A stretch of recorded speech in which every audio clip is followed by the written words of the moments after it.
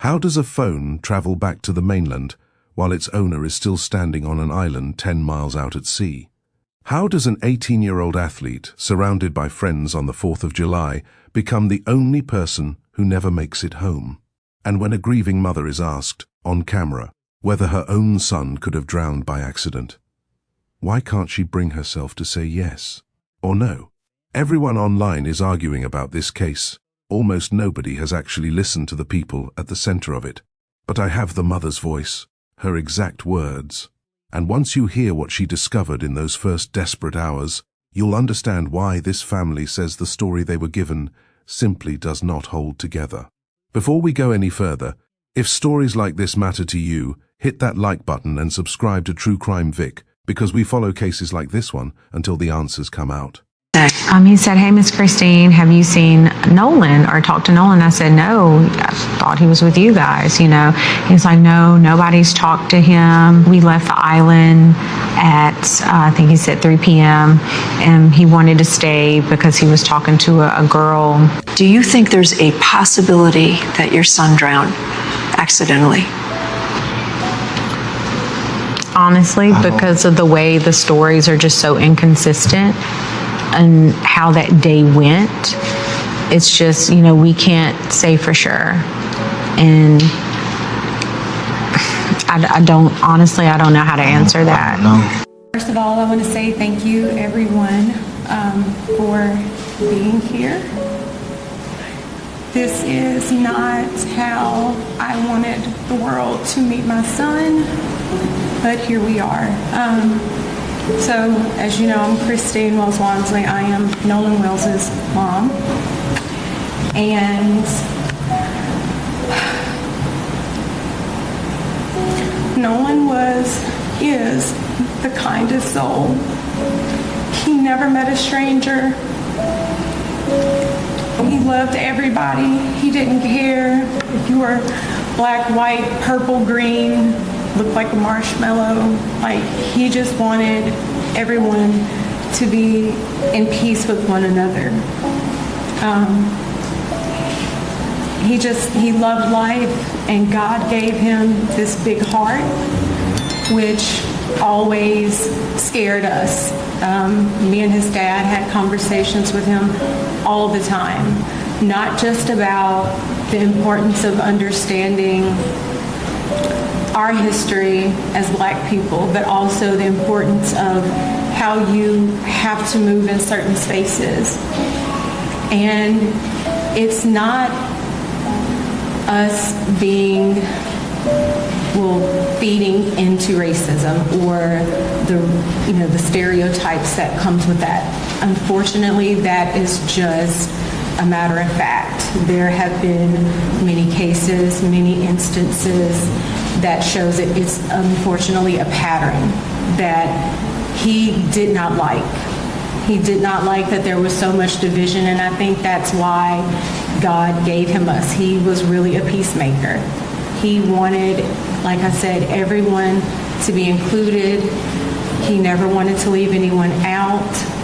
He just, even at a young age, I don't know, he was, how old was he? 18. No, not 18. When he was a baby. He was a little baby. So his father and I were having a moment, and as couples do, and even in that moment, he runs in the room with his diaper on, of course, and he starts dancing because it was like he could feel the tension. He could feel that something wasn't right. So he was just a special kid.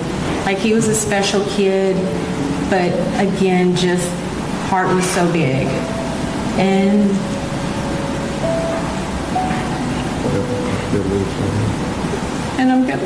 we're gonna miss him dearly.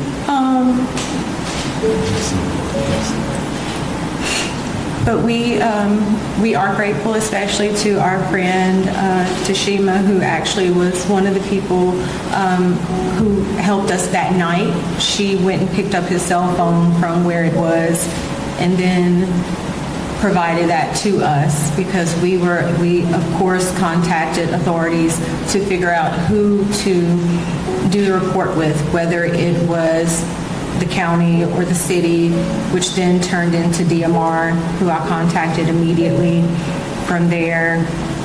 And, but...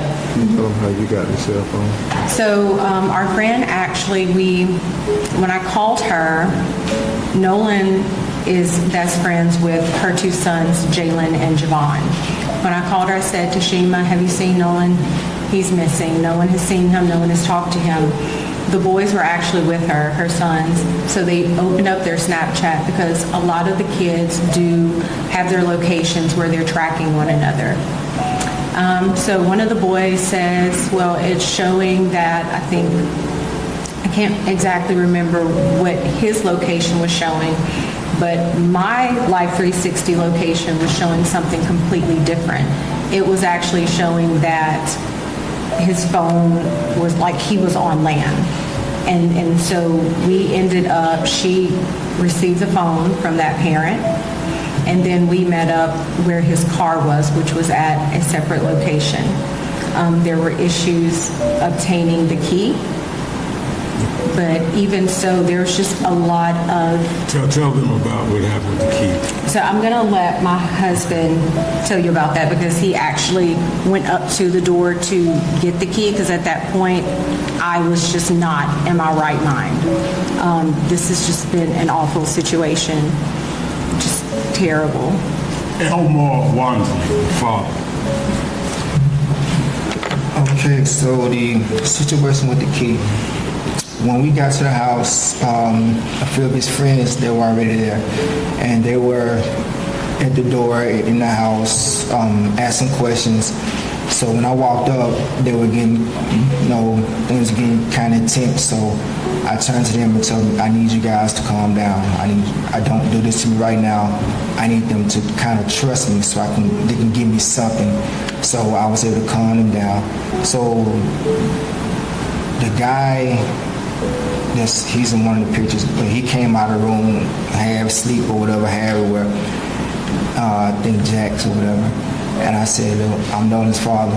I'm here to get his keys so I can get his car. I said, he's like... His car was in the yard. His car was parked in the yard.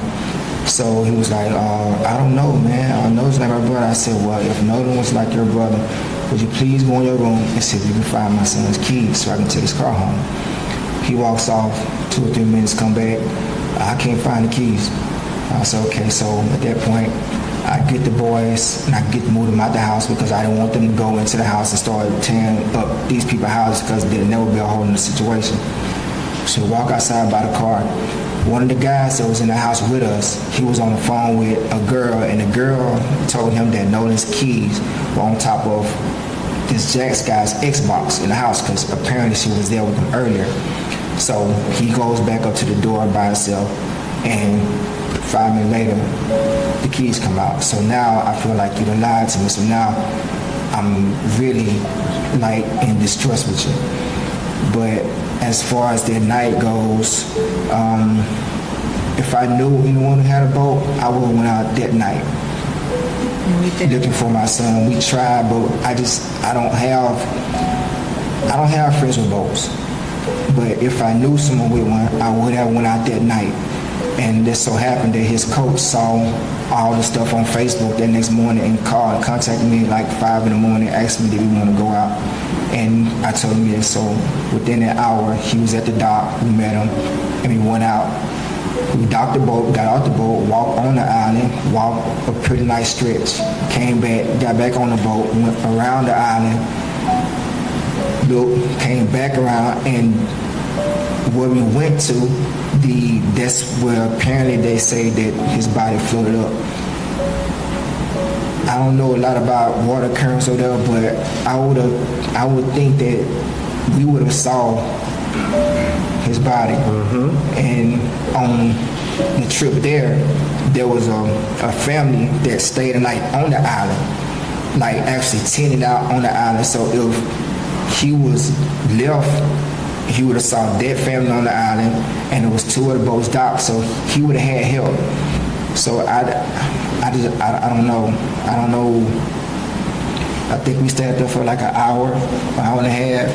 That's when Jackson County and the Sheriff Department showed up, and they were going to do their rounds. And I had a classmate of mine, him and his two boys, they came out and they searched, and then they got back in touch with me and said the Coast Guard had finally showed up in airplanes. So What is so critical, what Elmore is saying, is they went out on Sunday, and the tide, if it brought his body up, he went missing on July 4th, as they say. His body should have been there on July 5th. Why would it not appear to July 6th? And that's one of those things that's just not adding up. And the fact that if he stayed behind on the island, there were boats there. There were people. Somebody had to see something. That's why it's not adding up. And that's what they're saying. It's just not adding up. And if he was there 2 days, somebody on the island would be able to verify that. 2 days and nobody's come forward and say, no, he was with us, or no, we saw him. It just does not make sense. Make it make sense. Just one last thing. We want her to talk about the cell phone deleted messages. I'm sorry. I thought my voice was loud enough. One last thing. We want to have Christine talk about the cell phone from her perspective before they tell you who Nolan was, and then we'll take your questions. So when we made it home, my sister and I actually went through Nolan's cell phone, particularly Snapchat, because that is so popular with the children. And when we opened it up, there was nothing. There were no saved pictures. There were no snaps from that day. And we did open it before the 24-hour expiration. So we found that very concerning, only because anyone who's ever been around Nolan will tell you at social gatherings, he's taking videos, he's taking pictures, he's even come up to me when I'm getting ready to go to bed, hey Ma, come on, take a picture of me. You know, like that was Nolan. So that's why we feel that things may have been deleted, was because of the fact that there was nothing in either one of his accounts. But I do want to say this. I would hope that any parent who, God forbid, would be in our situation, I would hope that you would do the same thing. I would hope that you would ask for any help, receive any help to get answers, because at the end of the day, that's all we want. We just want to know. We just want to know what happened and why our baby didn't come home. Like that's our biggest thing. And we are so grateful to everyone, family, friends, classmates, United Cajun Navy, everybody that's assisted us. We appreciate you. There's not enough thank yous that we could say or give to you, but I just, we just want to know. We want an honest, thorough investigation. That's all we're asking for. Do you want to say about who Nolan was, and then we'll talk about your Nolan is a person with a big heart. He's loved by not just his family, but the community. He's a born people person. He really developed a bond with his baby brother, because both of them play the same position. So he was really understanding the business side of the sport, which is football, and understand that it's not just a game you playing. So the stuff that I was telling him, it was kind of starting to sink into him, and he was, really getting more in depth into it. And I could see as he did that, his baby brother really started getting more into it as well, as far as being more focused, because he saw, well, if my big brother is about to go do this great thing, then I want to do this great thing, but I want to do it better. That's why that's what made them so like vinegar and oil. It was like they was always at each other, but they were the same. When I look at my youngest, I'll say Nolan, or when I look at Nolan, I'll say my youngest name. So they would train together. I would always say, hey, you did some push-ups, you the one ran some routes. And they know when I say that, next day they're out there running routes. Even my other son, he'll go out there, he doesn't play their position, but he will go out there and work and exercise and work out, because they were understanding what I was talking about. They were growing, they were becoming men. So this was his time. He would always talk to me. I would always give him my advice about stuff. I always try to tell him what to look for.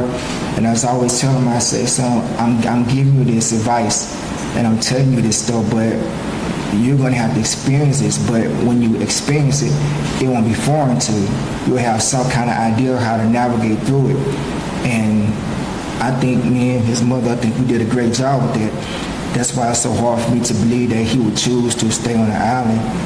It just wasn't in his character. It wasn't his character. So Nolan is